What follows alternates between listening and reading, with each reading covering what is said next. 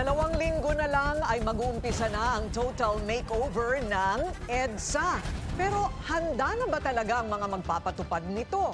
Ang ilang senador may mga rekomendasyon. Ang detalye sa agenda report ni Hannah T.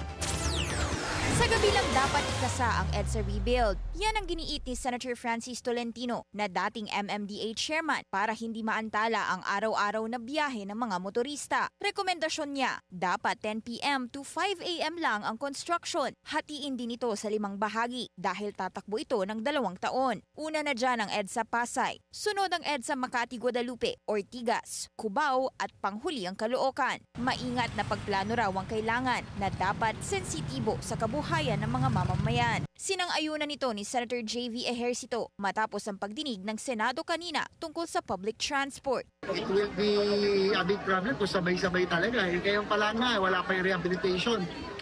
Ano na di ba? Bumper to bumper, lalo pag rush hours. Kailangan pa rin daw talagang pabilisin ang infrastructure projects gaya ng railways. Kaya nga taon-taon nilalaban natin yung budget season yan Kasi we should have started that 30 years ago.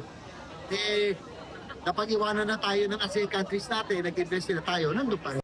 Sa panig ng MMDA, makakatulong daw ang kasalukuyang pagpapatupad ng NCAP sa EDSA rebuild. Bumagsak kasi sa 1,112 NCAP violations ang nareport ng ahensya kahapon. Nalagpas kalahati sa record nito na 3,982 na minonitor umano nila nitong nakaraang linggo. Karamihan sa violation ay pag-disregard sa traffic signs, loading o unloading at pagdaan sa bus lane. Kahit ako nagulat, maluwag kasi yung mga usual na nagba-violate ng coding, hindi po lumabas nung alas 7 hanggang alas 10 ng umaga.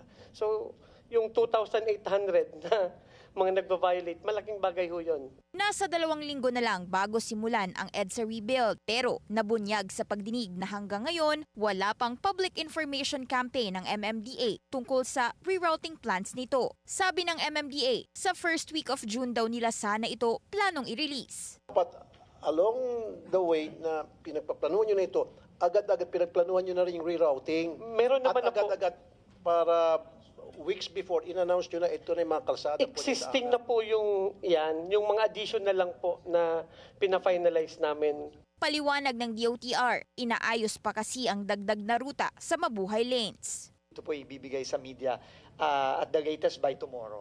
Okay. Mr. Chairman. Ready naman na po yan. Nirekomenda naman ni Senator Grace Poe ang pag-offer ng shuttle services, ang flexible work arrangements, habang tumatakbo ang project. Wala pang tugon ang DOTR tungkol dito.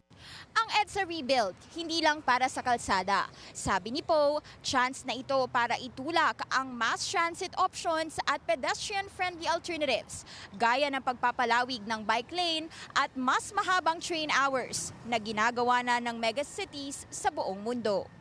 Para sa agenda, Hannah T. Billionario News Channel.